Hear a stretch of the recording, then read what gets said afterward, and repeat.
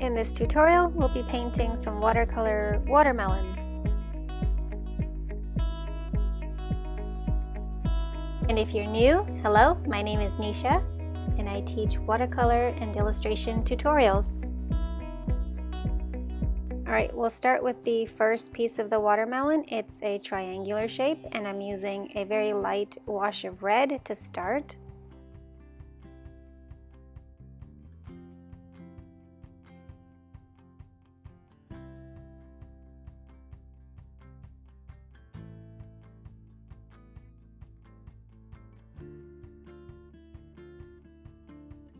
Once you have a wet layer down, you can go in with some darker red and put that along the edges of that triangle.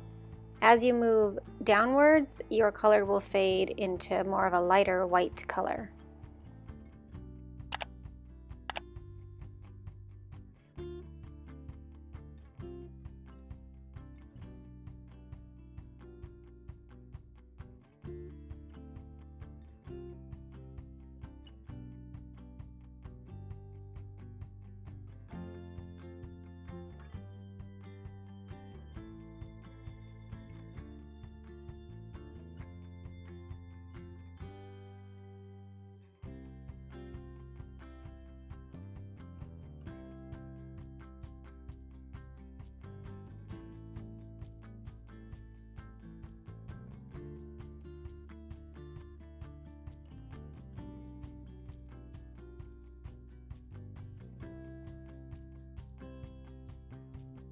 Okay, and then with a clean rinsed brush, you can put a little wash right along the bottom curve, and it's just water, and then we'll go in with a darker green along the bottom edge, and that water and paint will naturally bleed out.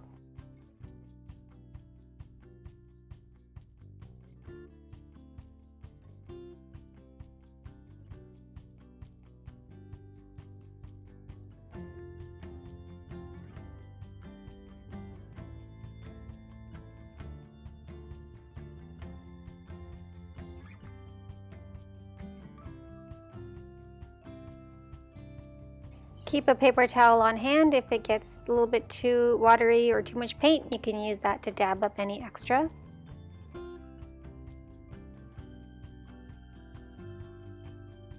Okay, so let that first one dry, and then we'll go in later with some layers.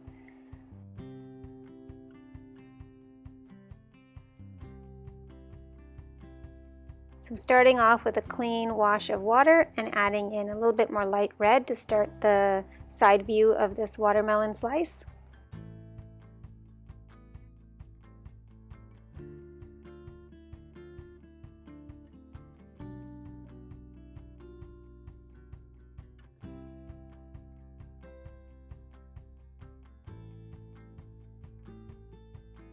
That red color will be the strongest along the top, and it will fade out towards the bottom.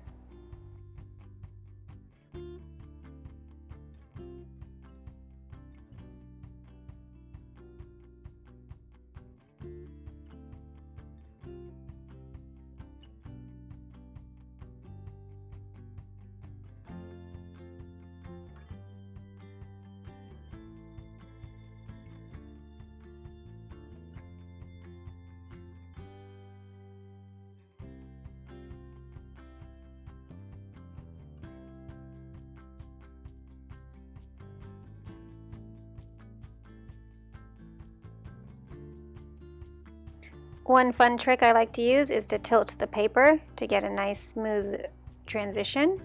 So you can always angle it up or down depending on which way your water and paint is flowing.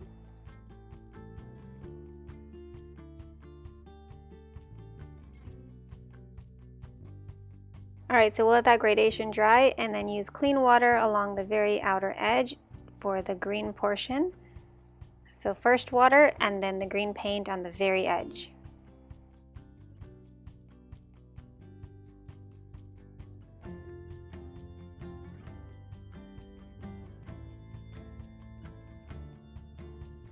Sometimes it's easier if you turn your page, you can get a better angle for painting that way.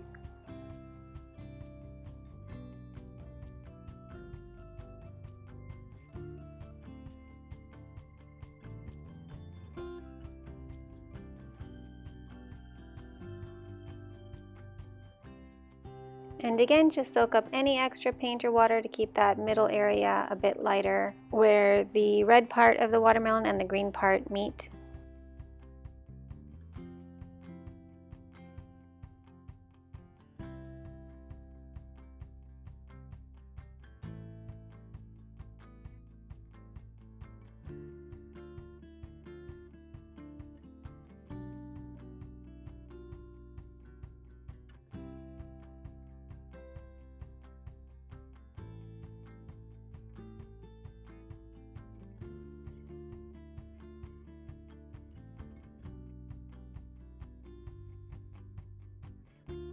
Okay, so let these layers fully dry before we move on to the next step. Okay, so now that these layers have fully dried, we can go in and add another red wash over the tops of this triangle piece and also the side view of the slice. And again, just blend out the bottom with some clean water.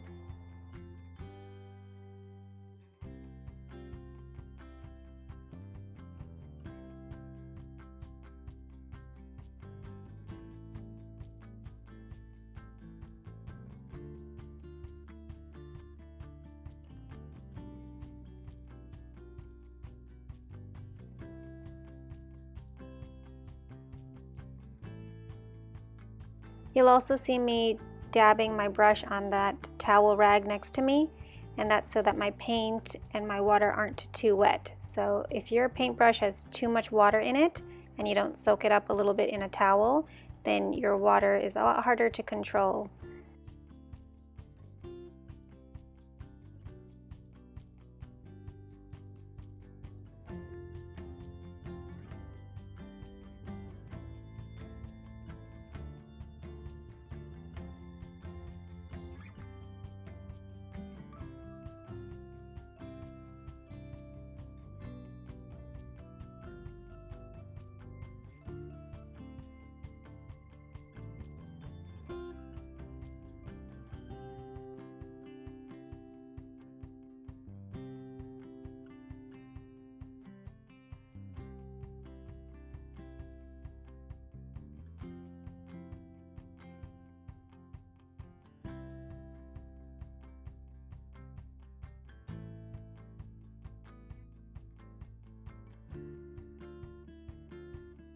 Alright, so now that that layer has dried, we can go in and add a little bit more of a detail layer.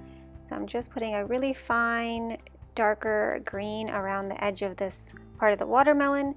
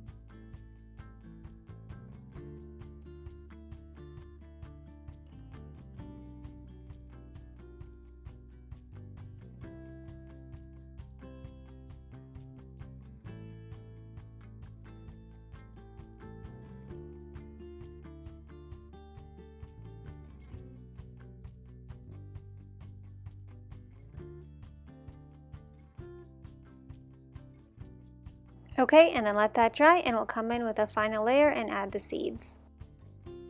Alright, as long as that paper is dry, you're good to go. You can add in the seeds. I'm using a darker blackish purple color. And these are teardropped in shape.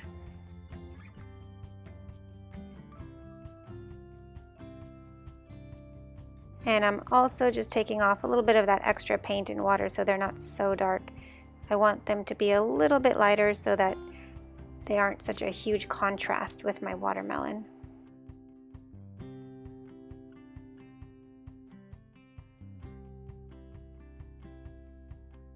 Okay, and then moving on to that triangular shape one, you can add in a few teardropped seeds as well. Sometimes it's easier to flip this upside down so you get that fine point on the end of the seed.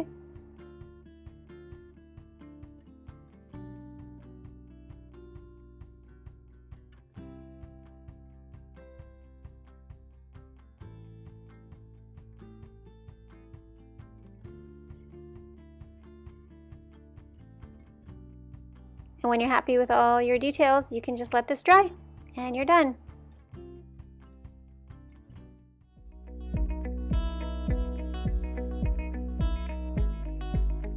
Thank you so much for joining me today. I hope you had a ton of fun painting.